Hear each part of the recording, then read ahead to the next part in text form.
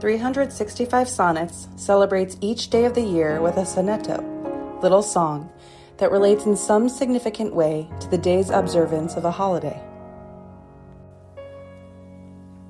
The collection of 365 sonnets includes poems of love, joy, sadness, friends and family, children, humor, memories, inspiration, existence, nature, human rights, war and peace, mythology, and various other themes.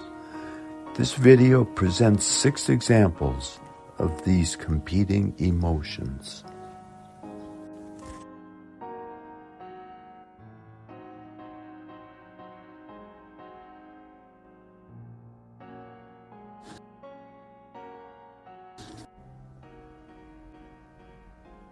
Intoxicating lover. A reverie is misted on my mind, like pollen whisked from purple nectaries. His smile is lustrous, white, as if designed by deities to cap the churning seas. The musky bronze perfection of his skin is closer now, to stir a warlock's brew of sybaritic turbulence within me, warming, wooing, lifting me anew on lips aflame with honeysuckle wine from Dionysus' vaults. And then I hear his voice, satiric strains, and I align myself with starry musings that appear upon his presence and enliven me with blissful visions of our destiny.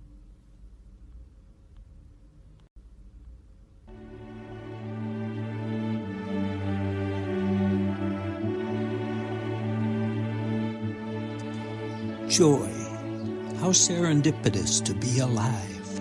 A bauble on a mountain can be found before the boundless seeds of life connive to raise a single pallet to the ground to paint your portrait. And a drop of rain will overflow the seas before a bed of ancient lovers dares to preordain your claim to life 1,000,000 years ahead. So gather rose and honey, taste the scent of pine and silvery dew of dawn, delight in murmurings of starling's swift ascent, and bathe in milky riddles of the night. And welcome every touch and fond embrace, the living gestures of your earthly space. Child's garden. To never end, we thought, the morning light that kissed our eyes, and breezes whispering with cherub voices, pausing to invite us to a secret world, and conjuring the whims of pussy willow magic wands and piney beds for tiny acrobats, and games of hide and seek in grassy fronds above our heads, where growls of jungle cats are tamed to laughter by a kindly oak who lowers crooked fingers in support, as dandelion parachutes evoke a frantic chase, and milky clouds exhort celestial palates to intensify the carnival of shapes upon the sky.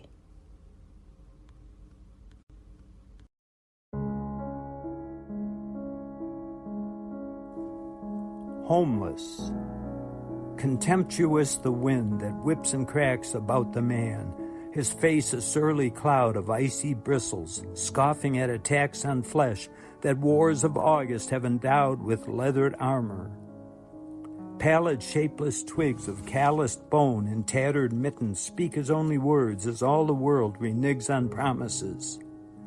And every man mystique surrounds him, even with the gulf between the lords of wealth and humankind's debris. Although his bed of concrete might demean the man, he bears his fate with dignity.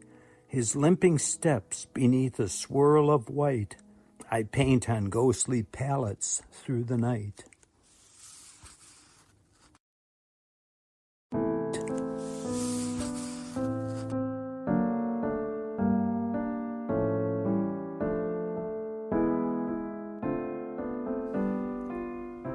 Lonely as a falling leaf.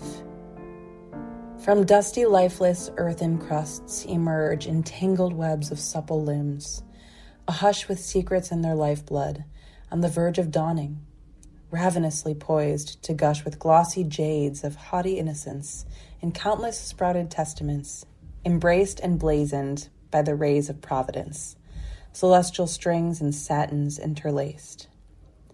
But like these leafy spirits, left alone we wither, flutter, crumble, and exist no more, returning to the soil, our throne the lap of phantoms in a faceless mist.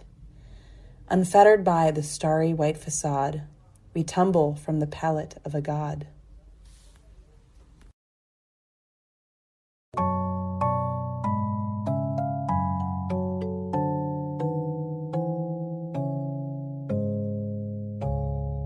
To once have been immortal, a mountain swollen with the impudence of jaunty youth, unfazed by plodding time, aspires to lofty realms of providence as blight and battle interrupt the rhyme of living earth.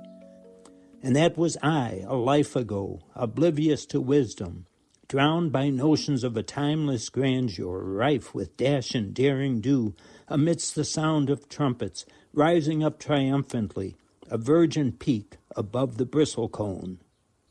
But now, with flesh and spirit withery and aching, I forsake my lofty throne, and crumble like the quaking, fractured ground from which I wakened, and to which I'm bound.